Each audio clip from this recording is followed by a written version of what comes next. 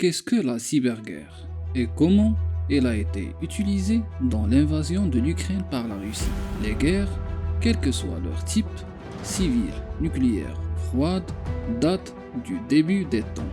Mais aujourd'hui, en raison de l'évolution de la technologie et son importance, un nouveau type de guerre a émergé. Quelle est donc la cyberguerre?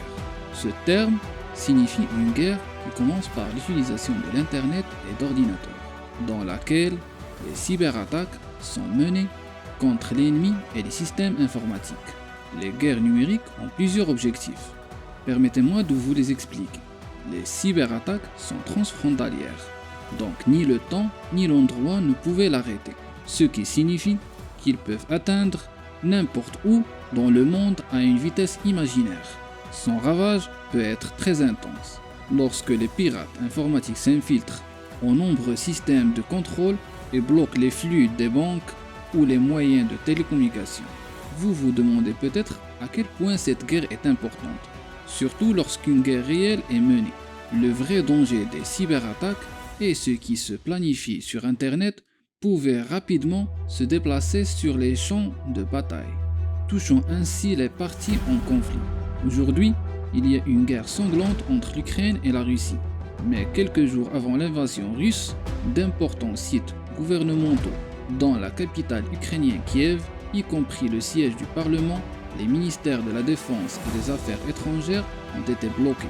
Pour effectuer cette attaque, les pirates ont utilisé une tactique connue sous le nom d'attaque collective par saturation de services. Les serveurs ont été fermés à cause des multiples demandes qui ont perturbé la capacité du fournisseur web à traiter ces demandes. Ainsi, le serveur a cessé de fonctionner correctement. Kiev a tenu Moscou responsable de ce hacking. Et aujourd'hui, l'Ukraine mobilise non seulement ses armées, mais se prépare également à repousser toute nouvelle attaque numérique et défendre son infrastructure vitale en demandant l'aide d'experts et de pirates professionnels. Et en effet, le groupe de pirates Anonymous a annoncé leur ciblage des sites web du gouvernement russe et les médias locaux. Vous pouvez remettre en question le lien de la cyberattaque avec la guerre conventionnelle.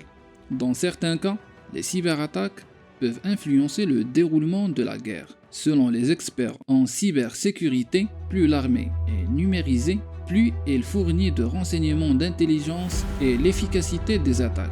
Et si les cyberattaques commençaient à cibler cette infrastructure, cela pouvait avoir un plus grand impact sur le terrain. À votre avis, la cyberattaque contribuera-t-elle à déterminer le vainqueur de l'invasion de l'Ukraine par la Russie?